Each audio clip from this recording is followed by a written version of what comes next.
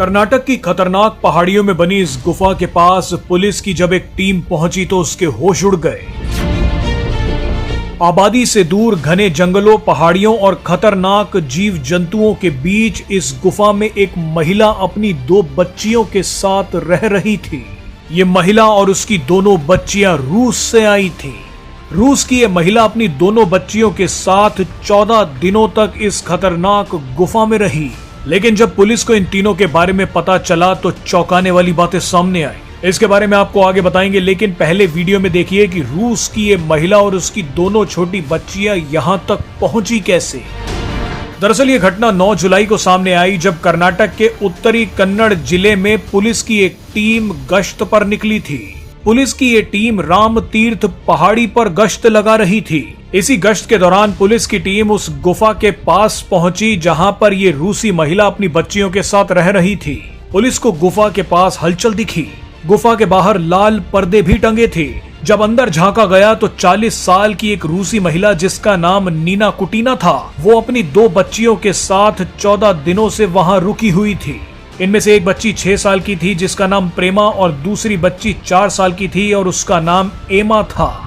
इस गुफा में ना खाने की व्यवस्था थी और ना ही रहने की सुविधा। फिर भी ये महिला अपने बच्चों को लेकर बिल्कुल एक सन्यासी की तरह जीवन बिता रही थी। पुलिस की माने तो गुफा में इस रूसी महिला के पास भगवान शिव की एक मूर्ति मिली। ये रूसी महिला दिन रात पूजा और ध्यान करती रहती थी। खाने पीने का सामान लाने के लिए ये 3 किलोमीटर पैदल चल के शहर पहुंचती थी। उसके बाद बस पकड़कर मार्केट जाती थी। रूसी महिला से जब पूछताछ की गई तो उसने बताया कि उसे भारत, हिंदू धर्म और अध्यात्म से इतना प्यार हो गया कि उसने सबकी नजरों से बचने के लिए अपनी छोटी बच्चियों के साथ इस गुफा में रहने का फैसला कर लिया।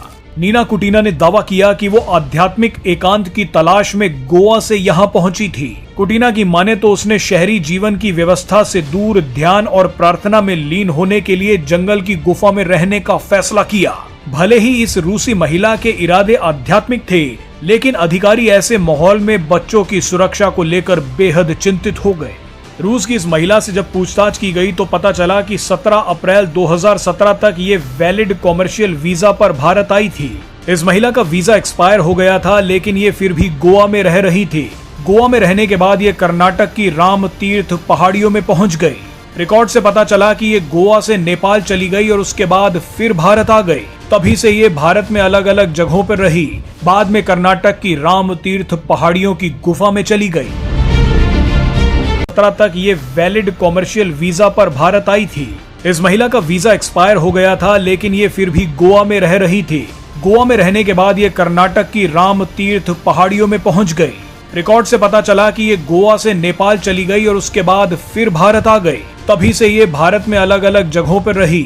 बाद में कर्नाटक की राम तीर्थ पहाड़ियों की गुफा में चली गई।